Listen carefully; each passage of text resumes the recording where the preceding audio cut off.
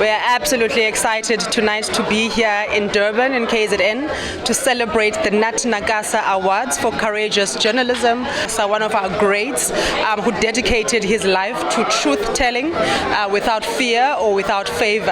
And I think if you look back at the times of Nat and coming to this moment, there's a lot that we can learn from our forebears such as him, that it really gives us lessons on how we can actually ensure that we foolproof our media industry as an ethical media that serves the South African public. The Nat Nakasa Awards are a special marker in the calendar of SANEF. Not only is this a moment where we celebrate courage among our peers, but also it is one upon which we must reflect on the state of our industry and what it ought to mean, in particular for the values that Nat held so dearly. What happens when we believe that there exists a concept in the corridors of power of this country, a concept of angels and devils? What happens when we inherently believe that we are in an era that is of the reign of angels, and in some way our hopes and our dreams for this country may be in the hands of a system that is designed to keep itself accountable? What happens when we believe that? Do we remain committed to our work, and do we exercise the kind of vigilance that we ought to in the execution of our work? In this instance, colleagues, I argue that sometimes recent history has shown us that when this happens, we must always resist the temptation to fall into complacency. We must not be deaf to the call of accountability. Without fear or favor, we must do our work, nor can we be lethargic in our response to the abuses of power and injustice.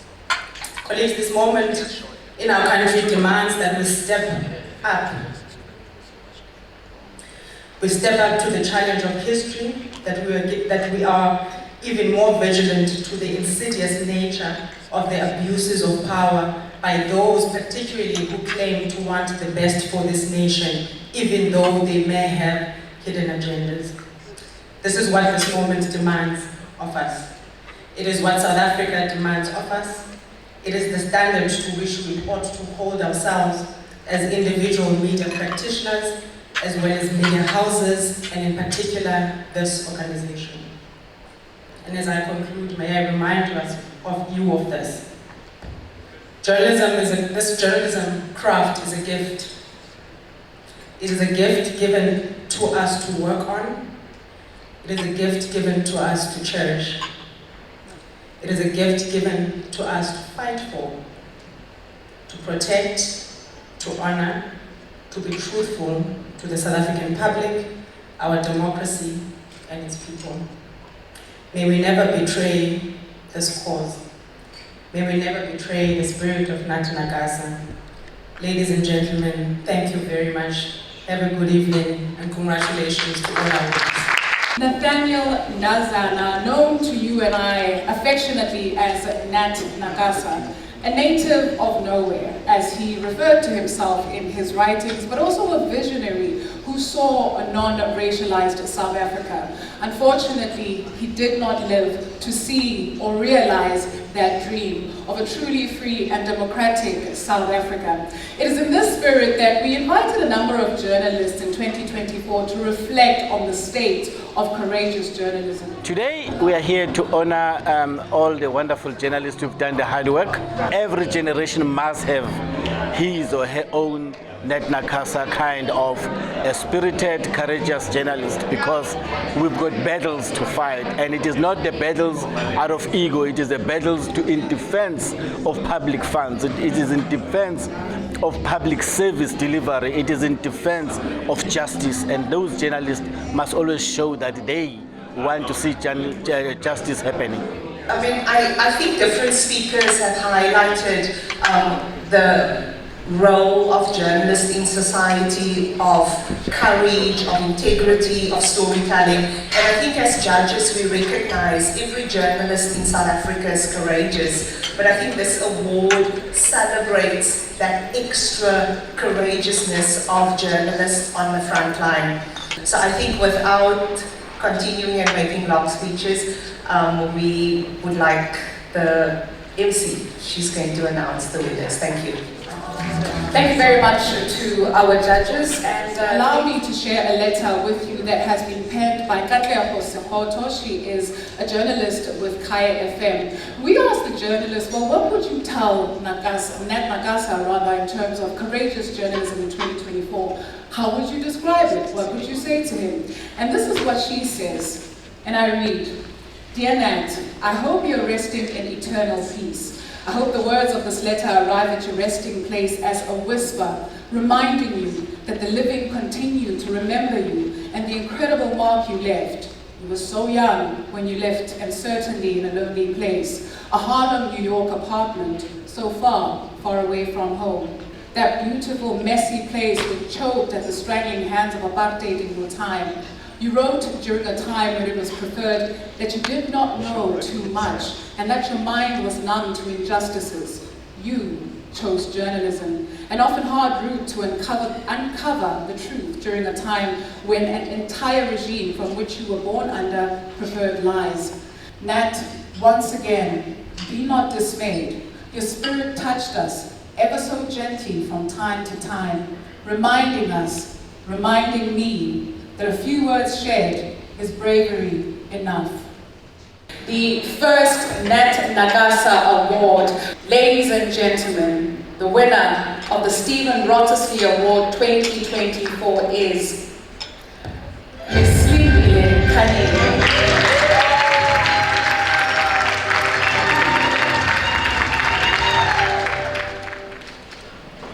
Congratulations, Makanye.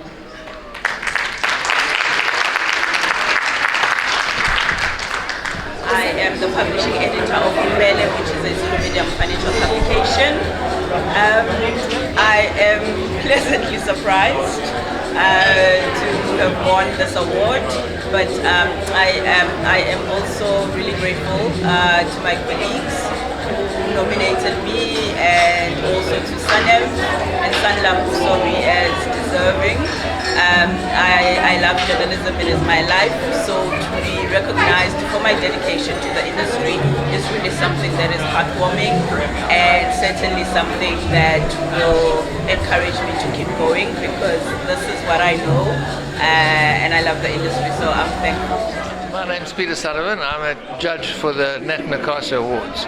I've been a judge for, I think, about 15 years, so I've seen a lot of the award winners, and this year was a very good year for the number of entries of very courageous journalists, and I think South Africa generally is extremely lucky to have such courageous journalists around, and they've helped to protect our constitution and our country, and to hold political leaders to account. The real lesson I've learned is that most journalists show courage at some time or another, but there are some that show extraordinary courage under very difficult circumstances. With that, ladies and gentlemen, please help me in calling to the stage Mr. Tami Nakasa to give a word from the Nakasa family. A round of applause, ladies and gentlemen. I believe it's the 26th Nat Nakasa Awards. It is an auspicious evening that I truly enjoy. With that being said, can we get on with it? The name, Nat. As Nakasa family, we are thankful for SANEF to name these awards after our family member, Nat Nakasa. Who was Nat? If Nat had been alive in the post-1994 South Africa, how could he have viewed journalism then and today? I know this is a posthumous question, but it will help us keep a steady focus on Nat's vision of journalism in South Africa and Africa in particular. This award is a great achievement that needs to be celebrated across our communities in the country. There are school kids who yearn to become not just journalists, but excellent journalists. These kids have to know the story of Nat, just as they also have to know the story of an excellent journalist that has received the SANEF recognition. We salute SANEF editors for their bravery and unwavering stance in protecting the freedom of journalists to report fiercely and without favor. The job is unfinished. Editors are the frontline face in the battle for media freedom, and they should remain steadfast in their resolve to report fairly, fearlessly, and without favoring the media truth.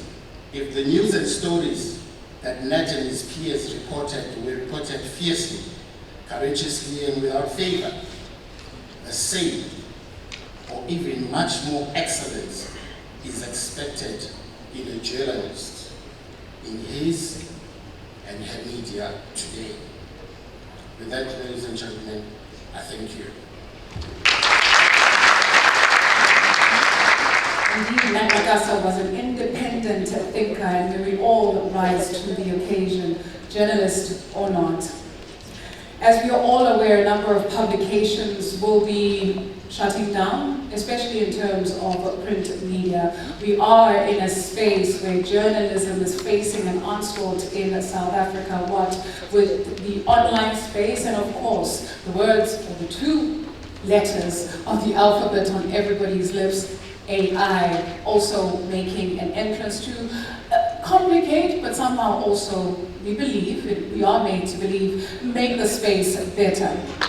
The second category is the Nat Nakasa Community Award, and the judges were thrilled by the entrance for the Nat Nakasa Community Award 2024, recognizing the incredible dedication of community journalists who, despite limited resources, deliver impactful stories. The winners stood out for their compelling series on blind students forced to eat food crawling with ants. As nominator, Ndogozo Abraham shared the stories exposing racism, exploitation, and unfair labor practices faced by deaf and partially blind students at PCD College in Pretoria. And the winner of the Nat Nakasa Community 2024 is Vicky Abraham.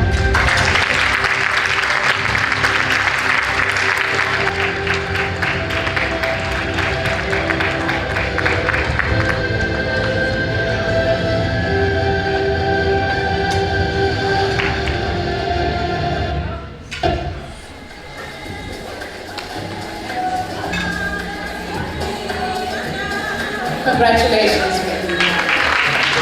From the diary series of the people, I'm a journalist, and I'm very excited that our publication is still new. It started in January. We focus on the plight of the deaf community.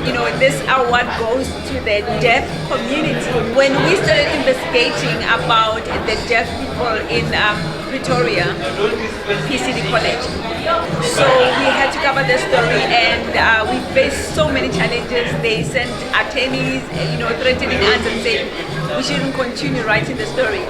But today those students have been removed from that college, and because we're very courageous, and that's what the Nat Nakasa Awards focuses more on. So it's a very exciting moment for us, because as journalists we are saying, it's not about creating a hype.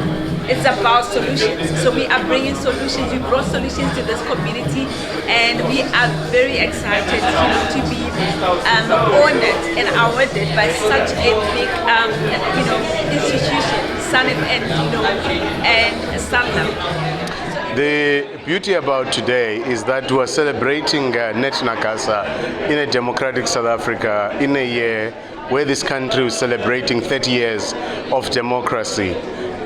If you know our history, you will know that Nat Nakasa was a man who proved to be brave, who was a prolific writer, but also who used his pen to fight against the injustice of apartheid. When he lost his life at a young age, alone and miserable in New York, that reminds us of two things. One, our brutal history, but two, the importance of mental wellness, which is a topic which was not popular at that time.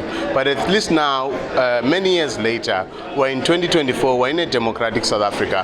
We have a free media in this country, which is part of the work and part of the contribution of freedom fighters, because Nat Nakasa was not just a journalist. These were not just journalists. Journalists of old were actually activists, because they understand the black condition and the need to transform South Africa to create a non-racial country like the one we live in. So we appreciate that as SANEF, we appreciate that as the media of South Africa. That is why the name of Nat Nakasa cannot and should not be forgotten, so that we can remind ourselves of where we come from and why journalism is important in society.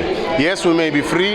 Yes, we are not being hounded by the police or detained without trial, but the media is still under threat, because the media is a powerful tool, and also the media is an important pillar of democracy. So those who are in power and those who do wrong, they try to silence us at all times, and they target us. So it is important that, as difficult as the conditions may be, we must recognize brave journalists and journalists who defy those odds and who, despite the difficulties, still go out there and play an important role in telling the unfolding South African story. So that is why the Nat Nakasa Awards are an important part of the journalism awards, but also journalism in South Africa, so that we still have journalists who understand their role. That journalism is not just about reporting events that happened, but also telling intricate stories and taking time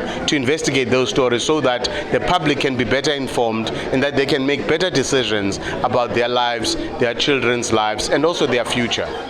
Ladies and gentlemen, it is a great honor at this moment in time to invite to the stage Ms. Nwabi Sampondo, Sanlam's Market Development Specialist, because this is one organization that still believes in the power of journalism in South Africa, with this being the 8th year of the organization sponsoring the Nat Nakasa Awards for Courageous Journalism. Good evening, distinguished attendees, respected members of the press, and fellow advocates for truth. It is such an honor to address you on this 26th anniversary of the Nat Nakasa Awards for Courageous Journalism, hosted by SANEF. I warmly congratulate SANEF on this milestone. As we gather to celebrate the brave spirit of journalism, we are reminded of the influential power of words, their profound impact on society. Tonight, we gather to honor Nat Nakasa's legacy and to remind ourselves that the fight for truth, integrity, and the freedom to report is as relevant now as it was during the apartheid era he lived in. Without trust, there cannot be stability, no growth or progress. It is in recognition of this that we are proud to support you, the protectors of truth and the narrators of our nation's stories. You, the journalists, we honor you today, are not just chronicles of events. You are custodians of our democracy. It is time for the main award for this evening, and for the first time in the history of the awards, we have got 3 winners, ladies and gentlemen. The judges recognize that despite shrinking media spaces, retrenchments and limited budgets, South Africa can still be proud of its vibrant and resilient media landscape. According to Freedom House's 2024 Freedom of the World Report, South Africa maintains a diverse adversarial press. At ceremonies like this, judges say they see journalism's finest emerge, rising above daily pressure. This year, the judges honored 3 winners who bravely exposed the underbelly of our nation, facing threats and risks to tell the South African story. Their courage reminds us of journalism's critical role in holding power to account and shaping a better future for all. Drum roll, please.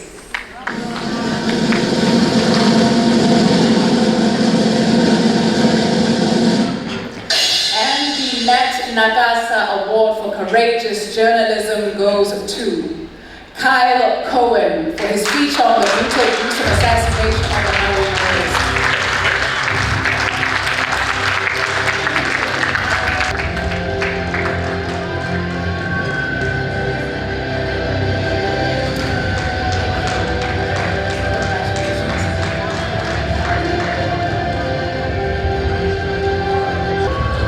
Congratulations, Kyle. Winning the Nat Nakasa Award for Courageous Journalism is something that I think I will carry with me for the rest of my career. I try every day to emulate those great journalists who have come before me. But the important thing is, in the daily grind of this job, it's often difficult to lose sight of those ideals and those goals. So winning this award is just that affirmation, that extra bit of motivation to keep going, especially when you feel things are getting dangerous and things are getting tough. It's just that incentive to tell you that you're on the right path, that you're doing the right work and for the right reasons. I'm obviously very honored, and thank you to Sanef Sanlam and of course the Nakasa family. I'm really honored to be here tonight.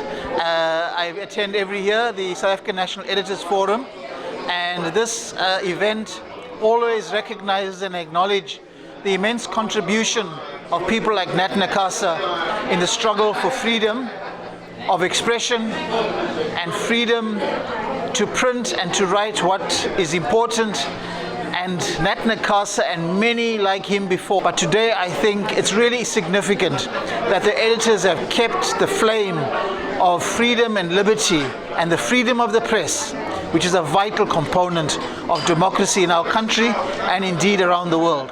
The second winner of the Nat Nakasa Courageous Journalism Award is Jeff Wicks for the courageous reporting on the assassination of the Peter Blackburn.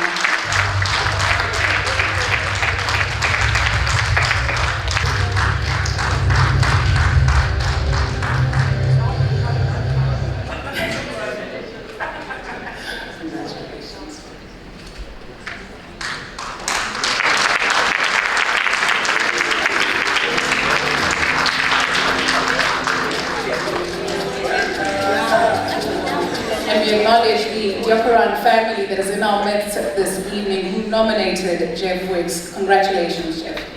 It's an incredible honor and a privilege to win an award in the name of Nat Nakasa. Obviously, we walk in his footsteps, and we are because he was very lucky to have the freedoms that we enjoy today, to do the jobs that we do. And I'm very grateful that I was able to work as hard as I did on this project, and I was only able to do that because of my wife, because of the support of the Diokaran family. Really, this award is dedicated to them and to their courage. I worked across the world before the liberation and after the liberation. So as journalists, we've got to be very ethical, and we must be vigilant. Those are the 2 points. And organizations like this are the guardians of media freedom, and in the end it protects the freedom of people like you. The third winner of this category for showing what communities have to endure for getting basic things like education through the power of a photograph, joining legendary photographers who won this award like Peter Magubane, Baba Alkumano and Mr. Greg Marinovich, amongst others. Ladies and gentlemen, Theo Jefta.